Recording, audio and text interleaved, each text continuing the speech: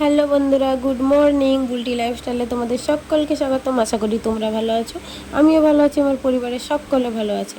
তো আমি সকাল থেকে ভিডিওটা স্টার্ট করে দিয়েছি। সকালে বাসি কাজ আমার সারা হয়ে গেছে, স্নানও হয়ে গেছে। তো আজকে মাথাটা একটু শ্যাম্পু করেছি। মনেই নেই যে ফোনটা আমাকে ক্যামেরাটা অন করতে হবে।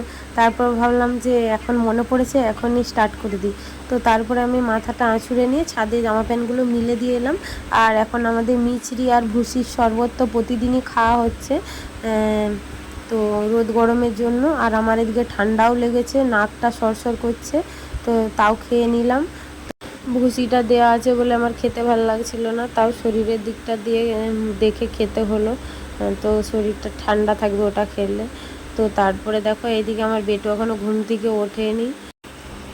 এরপর ওকে আমি খাইয়েছিলাম, আমি নিজে খেয়েছিলাম। তারপরে রান্না বান্না করেছিলাম। আর দুপুরবেলা আসা হয়নি, একেবারে বিকেলবেলা, এটা ওই 4:30-র দিকে।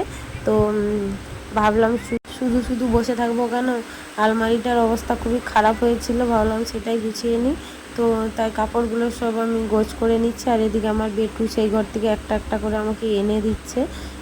অনেকগুলো শাড়ি ফাঁকে ছিল, তো হেতা সেতা যাওয়া হয়েছে, পরা হয়েছে। আর আমার মায়েদের বাড়ি গিয়েছিলাম, তো সেখান থেকে পরে আসার পর জিনিসগুলো একটাও গুছিয়ে রাখার আমার টাইম আর হয়নি, এমনি রেখে দিয়েছি যে সিম্পল পাট করে।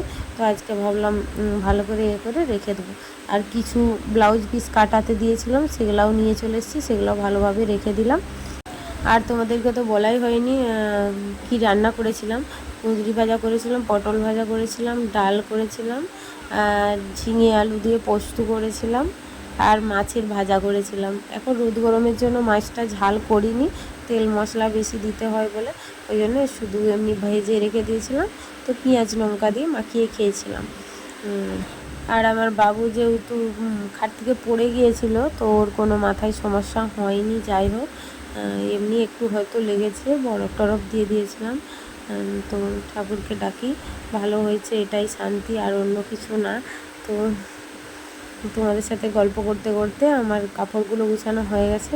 আর দেখো এই যে 3টে সুতির কাপড়, এই 3টে বর এনে দিয়েছে। তো ঘরে পরার জন্য, আমি যেহেতু নাইটি পরি তবুও এনে দিয়েছে 3টে।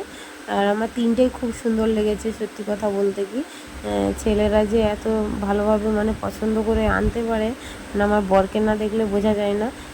তো আমার সব কিছু আমার বর এনে দেয়, আমার নেল পলিশ, ক্রিম, সব কিছু, শ্যাম্পু, সাবান, সব। আমি কোনো দিন ওই সব জিনিসগুলোও আমাকে কিনতে হয় না, আমার বর ঠিক পছন্দ করে এনে দেয়। নেল পলিশ যতগুলোই আনে আমার সব পছন্দ হয়ে যায়।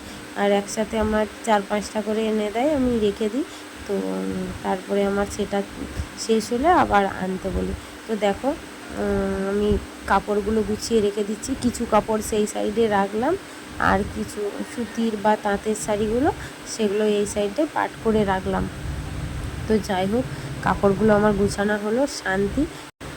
এরপর ননিকে তুলে ওর পাপার সাথে একটু গেল ফাঁকের দিকে, আর আমি বিছানাটা ঝেড়ে বাগিয়ে নিচ্ছি। আর তারপরে ওকে খাইয়ে পাঠাবো টিউশন। তো সারাদিনে 3-4 বার করে বিছানা ঝাড়তে হচ্ছে, কারণ কি, বিছানায় প্রচুর পিঁপড়ে হচ্ছে রোদ গরমের জন্য, প্রচুরই পিঁপড়ে। একদিন রাতে সারা রাত ঘুমাতে পারিনি পিঁপড়ের কামড়ে। তো তাও তো প্রতিদিন ঝাড়া হচ্ছে। কি বলো তো, আমার ননি ওখানে খেলে বা খায়, ওই জন্য আরও বেশি পিঁপড়েটা হয়। আর এই রোদ গরমে প্রতিদিন বিছানাটা কি রোদে দেওয়া যায় বলো, সেই বিছানায় আর শোয়া যাবে? শীতকালে যেমন প্রতিদিন দিতাম, এখন প্রতিদিন দিনই, মাঝে মধ্যে দিই। তো যেই দিন দিই সেদিন মেঝেতে শুতে হয় বা পাশের রুমে যেয়ে শুই, নইলে অত গরমে শোয়া যাবে না, এমনিতেই গরম, তারপরে আবার বিছানা যদি গরম হয়ে থাকে তাহলে কি শোয়া যায়? তো ওই জন্য মাঝে মধ্যে দিই। তো চক চারপাশে, বিছানার চারপাশে চক দিয়ে দিয়েছি, এই 2 দিন দেখছি পিঁপড়েটার নাই। আর এদিকে আমার বেটুকে দিয়েছি হরলিক্স, আর 2টো বিস্কুট দিয়েছি, আর আমিও একটু হরলিক্স খাচ্ছি। তো এটা খাইয়েই ওকে টিউশন পাঠাবো, আর তারপরে আসার পর যাই হোক একটা খাবার খাওয়াবো। তো এখন ভাবলাম দুধের সাথে হরলিক্সটা খেলুক, তো সন্ধ্যাবেলা ওটা খেলে আবার শরীরের সমস্যা হতে পারে। তো এমনিতেই বাবুর পটিটা এখন 4-5 দিন ছাড়া ছাড়া হচ্ছে, কেন জানি না। আগে প্রতিদিন হয়ে যেত, এখন তো 4-5 দিন ছাড়া ছাড়া হচ্ছে। তো ওই জন্য একটু দেখে শুনে খাওয়ানো হচ্ছে। আর দুদিন বৃষ্টি হয়ে তো আবার যেই গরমকে সেই গরমে এসে থেমে গেল। এরপর দেখো আমার ননির খাওয়া হয়ে গেছে, ও যাবে পড়তে। তো একটু আড়ি করছিল, তো অনেক কিছু কথা বলে বুঝিয়ে পাঠানো হচ্ছে। তো এখন যাচ্ছে, মন গেছে যাওয়ার জন্য, ভাবলাম দিয়ে চলে আসি। তো এরপর আমার কিছু দুপুরের খাওয়া বাসনগুলো আছে, সেই বাসনগুলো ধুবো। আর হচ্ছে জল ধরতে হবে। তার আগে আমি গাছগুলোতে জল দেব। এই 4-5 দিন আমার দেয়া হয়নি, তো দিতে থাকেনি বলে দিইনি। তো দেখো এই গাছগুলো আমি এখন সিঁড়ির দিকে নামিয়ে দিয়েছি, কারণ কি বলো তো, যা রোদ, ওই রোদে রাখলে এই গাছগুলো বাঁচবে না।